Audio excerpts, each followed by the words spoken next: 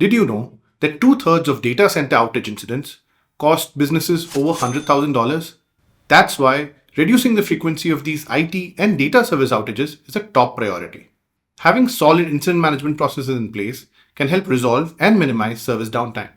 However, with rigorous problem management practices, modern enterprises can go a step beyond and reduce the occurrence of such incidents in the first place. If you're still wondering why you need separate incident and problem management processes at your org, let's ask Atom how these two are different.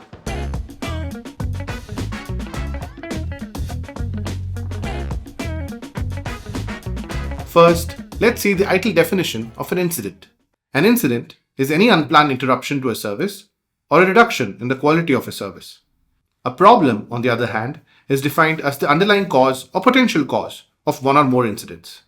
Since incidents have direct impact on a user's productivity or a team's operations, the goal of incident management is to minimize the negative impact of these disruptions as quickly as possible.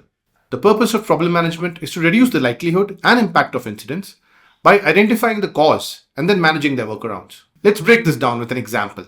Imagine your IT support team gets a couple of incidents from the HR department that the printer isn't working properly. Your IT technician then begins resolving each of these incidents separately. The following week, few other HR team members from the same wing report incidents with the same printer.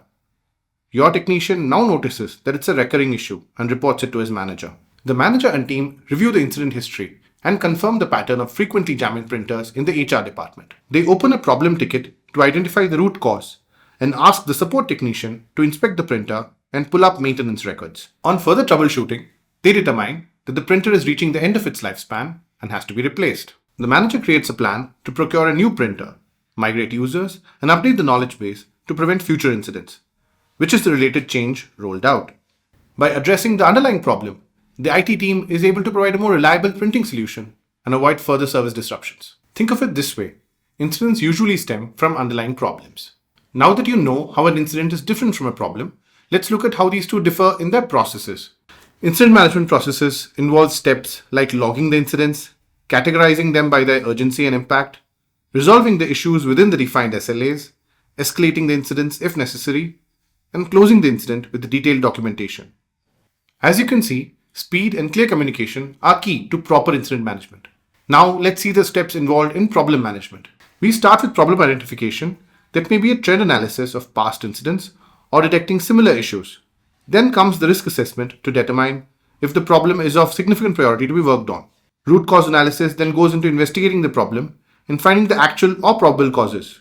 Workarounds are then identified and documented, and a solution is proposed. Note that the solution implementation doesn't fall into the scope of problem management. Clear about each of these things? Let's now see the key differences in approaches for these two processes. Incident management focuses on swift responses, while problem management deals with in-depth root cause analysis and systemic improvements. Incident management focuses on short-term resolutions.